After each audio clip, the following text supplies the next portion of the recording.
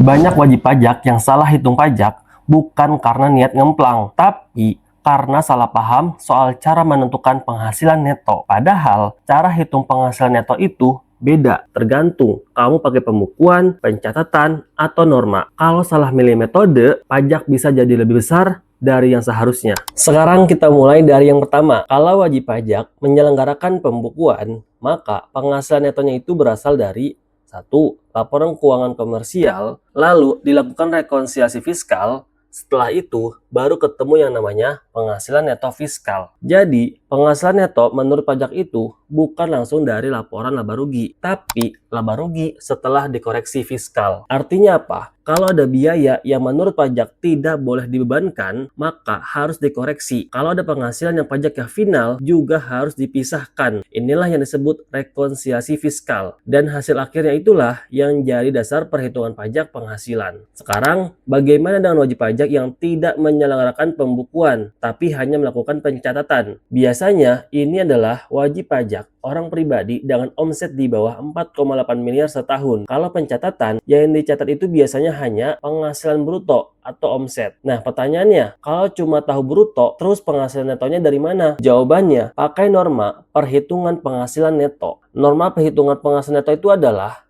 cara untuk menghitung penghasilan neto dengan mengalihkan persentasi norma dengan peredaran bruto. Jadi rumusnya sederhana, penghasilan neto adalah persentase norma dikali peredaran bruto. Direktorat Jenderal Pajak sudah menyiapkan tabel norma untuk hampir semua jenis usaha dan profesi. Jadi bukan asal tebak, tapi sudah ditentukan dalam peraturan. Contohnya begini, kalau kamu usaha pertanian jagung, misalnya norma netonya 40% dan penghasilan brutonya 1 miliar, maka penghasilan netonya adalah 40% dikali 1 miliar sama dengan 400 juta. Kalau kamu jualan pakaian, misalnya normanya 30%, maka penghasilan netonya ialah 30% dari bruto. Kalau kamu dokter, penghasilan netonya menurut norma adalah 50% dari penghasilan bruto. Dan kalau kamu pekerja seni, YouTuber, konten kreator yang sekarang banyak sekali tuh, maka normanya juga 50% dari penghasilan bruto. Artinya, kalau penghasilan YouTube kamu 3 miliar sebulan, maka menurut norma penghasilan netonya 1,5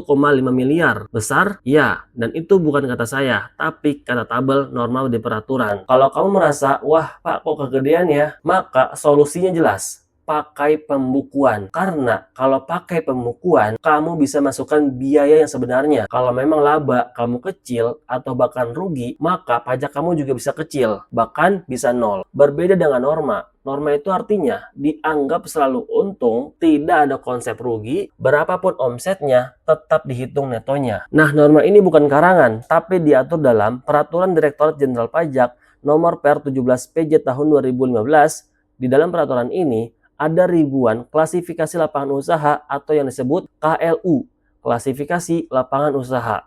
Contohnya pertanian, perdagangan, dokter, pekerja seni, jasa hiburan, konten kreator, dan masih ribuan lagi. Tinggal pilih usahamu masuk KLU yang mana, lalu lihat presentasi normanya. Nah, kemudian norma juga dibedakan berdasarkan wilayah. Ada 3 kelompok wilayah. Yang pertama ialah 10 ibu kota provinsi besar. Kedua, ibu kota provinsi lainnya. Dan ketiga, daerah lainnya. 10 ibu kota provinsi besar itu antara lain Medan, Palembang, Jakarta, Bandung, Semarang, Surabaya, Denpasar, Manado, Makassar, dan Pontianak. Itu 10 ibu kota provinsi besar. Untuk beberapa jenis usaha, normanya bisa beda antar wilayah. Tapi ada juga yang sama. Contohnya, dokter umum dan dokter gigi. Baik di 10 ibu kota provinsi, di ibu kota provinsi lainnya, maupun di daerah lainnya, normanya tetap 50%. Nah, sekarang kita bahas kelebihan dan kekurangan norma. Kelebihan norma yang pertama ialah sederhana dalam perhitungan, lalu tidak perlu menguasai akuntansi, dan administrasi lebih mudah, serta